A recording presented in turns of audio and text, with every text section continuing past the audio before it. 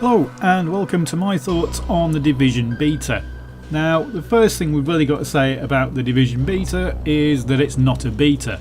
If this was a beta, you'd be testing a full range of things in this game, and you're really not. It's very level capped, and half the content is just blocked. You can't do it. So you're not really testing anything in this so-called beta. It's more just a demo or a preview of the game. The kind of thing you used to get a long time ago on a disc that came with a magazine. But for the Division, it's not a beta. Yes, we've found a few bugs. There's a massive one at the start of the game which can mean that you can't shoot, which is quite inconvenient. At first I thought the menu systems were really bad because I didn't seem to be able to control them with my mouse. Then it turned out that my mouse just didn't work in the game, so the first time I got into a firefight I hit the left mouse button and nothing happened at all. So I couldn't shoot anybody, and basically I just had to quit and reload the game. Now when I looked on Google, quite a lot of people are having this problem, and it is simply a fact that you have to reload the game after the intro. So yes, there is some testing in this beta, but that's really not what it's there for. It's there to basically publicise the Division. So there are vast areas of this game that I can say absolutely nothing about. I know it's got a crafting system because I can gather ingredients and I can see there's a place that you can do crafting, but I can't access it. It's a similar story when it comes to the bases. So your base that you build, or you help build, has three wings. You've got a security wing, you've got a tech wing, and you've got a medical wing. Now in this demo you can basically only play with the medical wing. So you can try and get it up and running and improve it, and that gives you extra abilities. But you can't see what the abilities are going to be like for the tech wing or the security wing because you're not allowed to interact with those. And that's because this beta really only has two storyline missions. Get to the base and get it up and running, and do the first of the medical missions. Once you've done that mission, it actually comes up and says beta complete. Now you can carry on playing it, but that is really as far into the game as you can get. There are side missions you can go off and do, and you can have a look at all the different mechanics they have for missions, which is kind of nice, but you can't really progress into the story and see what the game actually does. So you can't do the crafting, you can't do the tech stuff, you can't do the security stuff. It just feels really limited in this so-called beta. You also can't explore very much of the map because if you try and go out of bounds, you just get into a red area which then teleports you back into the map. So why am I telling you all the things you can't do in the Division beta? Well, that's simply because it's going to be pretty hard to judge how good a game this is because you can't really see the game. You can see the mechanics of the game, so you can have a look at guns and modding and how it feels and how the movement is and some of the mission mechanics, but you can't really see the Division here. Now let's get into what I can tell you about the Division beta. So I'm going to split this up into some topics. I'm going to talk about the world, that's basically the setting and how the game actually looks. I'm going to look at the third person mechanics, take a look at the guns and the gun mechanics, take a look at the mission system, and then the single player versus multiplayer aspects of this game. Let's start with the game world. So the first thing we've got to say is that the graphics are pretty good. They are not as good as the graphics in the E3 gameplay trailer. There has been some reduction in graphic quality, shall we say, from that presentation. I know this is annoying when it keeps happening now, that we get a nice trailer for a game and when the game comes out it doesn't look as good as the trailer did. Now that's not to say the Division looks bad. In fact, as you can see, it's got quite a lot of detail in it. It just doesn't have the lighting effects and the polish that the E3 version did. Now, like all open world games, there are a lot of reused assets. If you look at these two couches that are sitting in the middle of this roof, you think, why are there two couches sitting in the middle of the roof and why are they identical? But when you're playing the game you don't really notice. All this kind of stuff is pretty well hidden. The fact that it's only got a certain number of objects in the world that it's made from. What does seem rather glaringly obvious is that pretty much all the bad guys look the same. There are only so many people in blue jeans and hoodies you can shoot in a game, and in this game you shoot a lot of them. Even the military types are all identical, so they come storming into a room and it's just a wave of people who all look the same that you end up shooting. And the AI for the bad guys is very inconsistent.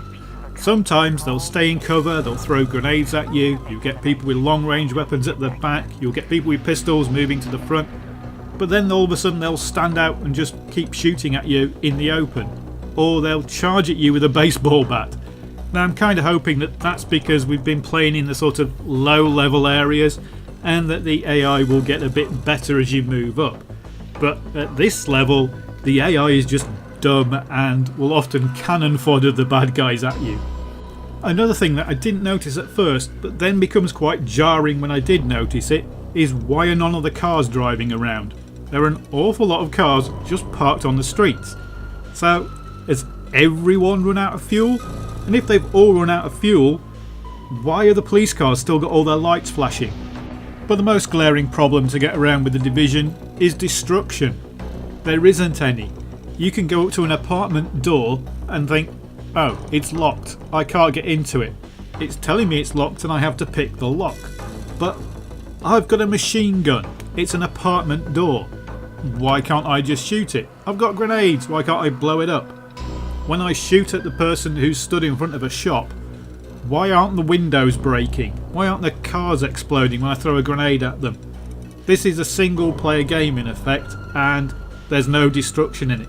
In fact, if you throw a sticky bomb across the map and explode it, you'll get a black explosion mark on the floor, but that disappears after about 20 seconds.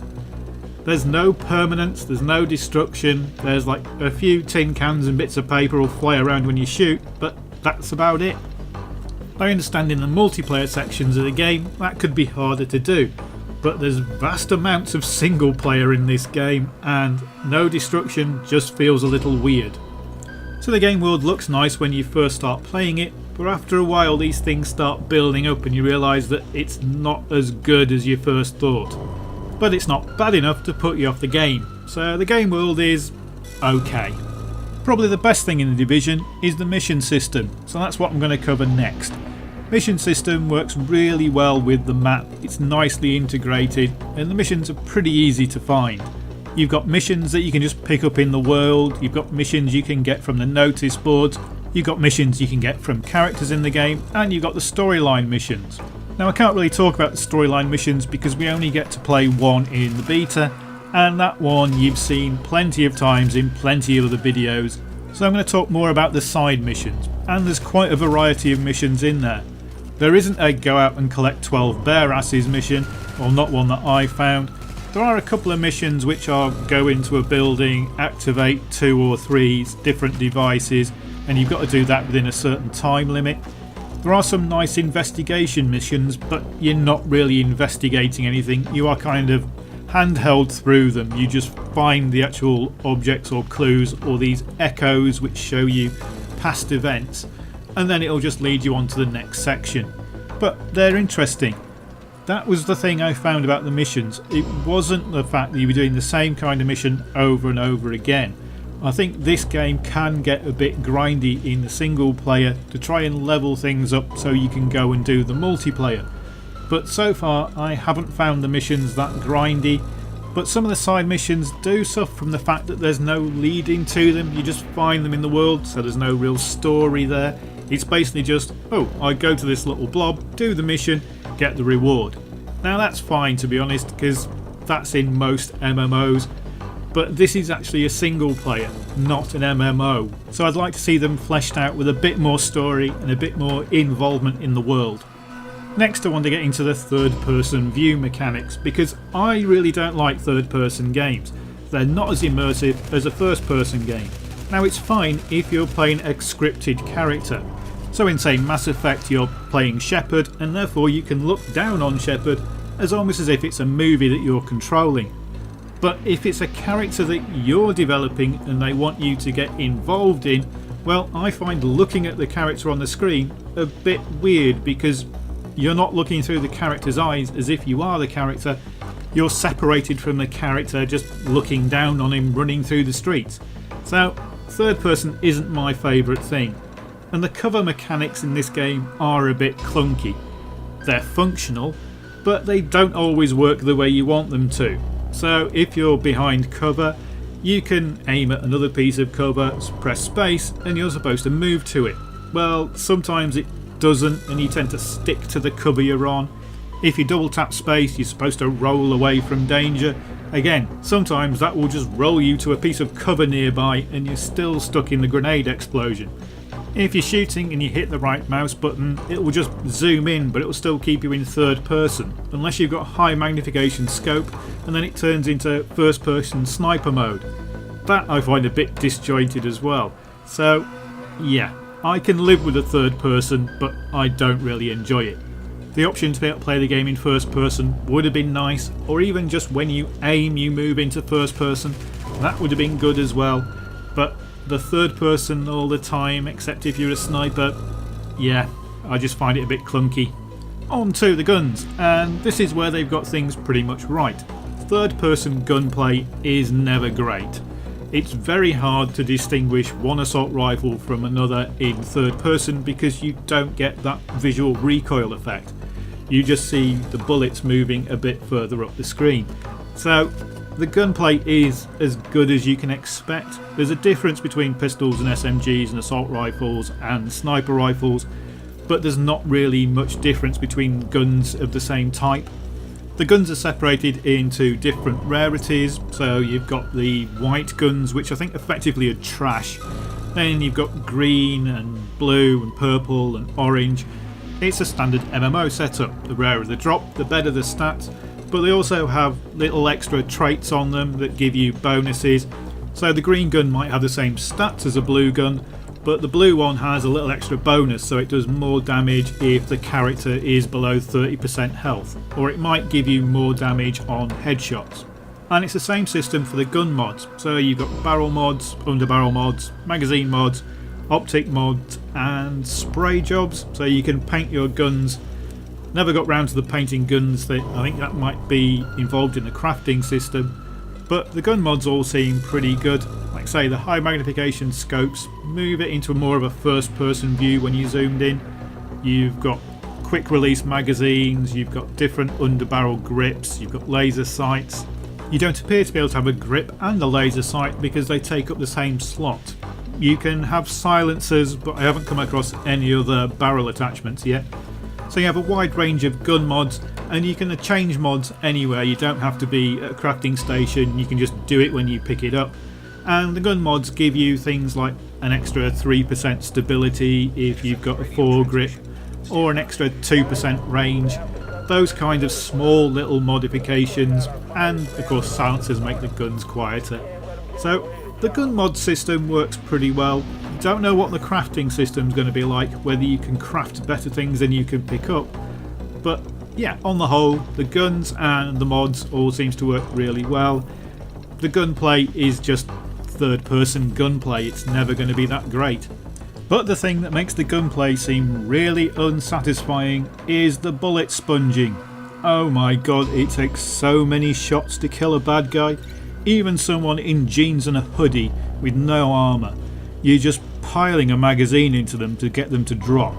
It just feels wrong. Now in all shooters you have to suspend your disbelief a bit. Even in Battlefield 4, you shoot somebody in the head with a Scar H and then they just run off around the corner as if nothing has happened. You know, that's not realistic.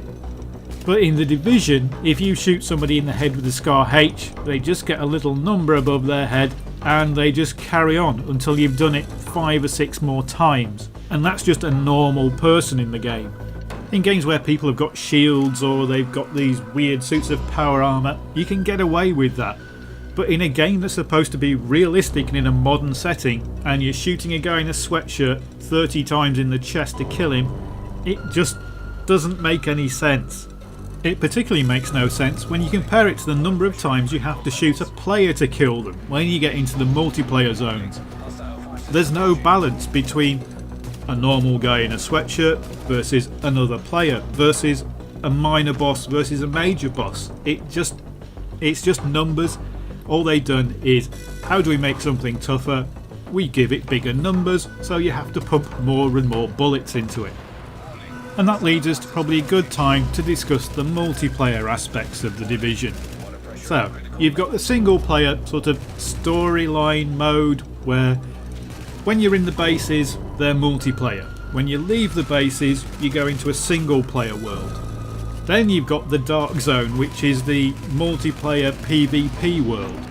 Now the PvP zones aren't strictly PvP, you don't have to do PvP. There are mobs in there that you can kill, get loot from, and you will get better loot from those mobs than you will from the ones in the single player. But you're also running around in there with other players who are also trying to get those mobs, but they can also kill you, and you can kill them. If you kill another player, then you become wanted, and then you've got different levels up to manhunt, where everybody knows where you are, and you're basically the target of everybody in that PvP zone. But you can't just run out the door back into the single player with your loot. Loot can only leave via helicopters, and the helicopters take a few minutes to arrive and then take off with your loot. This is explained by the fact that everything in that zone is contaminated and it needs to be taken off by the helicopters to be decontaminated before you get it in your stash. And the stash is effectively your vault in WoW, so it's just the place you can store things that you're not using. And it seems to be two quite nice systems. Single player seems to be quite a good looking fun campaign, and the PvP zone seems to have the thrill and the danger but for the higher rewards. But from playing this beta version, there doesn't seem to be any real link between the two. Okay, there was a mission which was go find the Dark Zone, but that was it. Is there actually going to be quests in the Dark Zone that I need to do to finish the campaign? Or is the Dark Zone what you need to do to actually level up all your gear so that you can get through the campaign? Or is the campaign what you're supposed to be doing to get gear to go into the Dark Zone? I really can't work out what the link between the two is. Remember in Star Wars The Old Republic, where everybody complained that certain of the campaign missions you had to go and do on your own? Well, imagine that, but the whole of the campaign you have to do on your own. But then if you want to go into the PvP zone, you've really got to be grouped up because you can't do it on your own. So from this beta, The Division doesn't really seem to know if it's a single player game, if it's an MMO, if it's a PvP game, or if it's a campaign game. We have no idea what the endgame content is going to be, even if there is any. Are we going to have dungeons and raids like a normal MMO, or is it just going to be more stages of PvP in different zones ranking up? So my overriding impression of the beta is I can't tell you what kind of game The Division is going to be because the beta was just a demo and we don't have enough information. So at this point I certainly wouldn't be pre-ordering The Division. I'd sit back and wait to see if we get more information, and I'd probably wait until the game had been released for a while before buying it to see if there is an end game, to see if we're going to get future content for it. It's all very up in the air about The Division. Could be great, it could be awful, just don't know.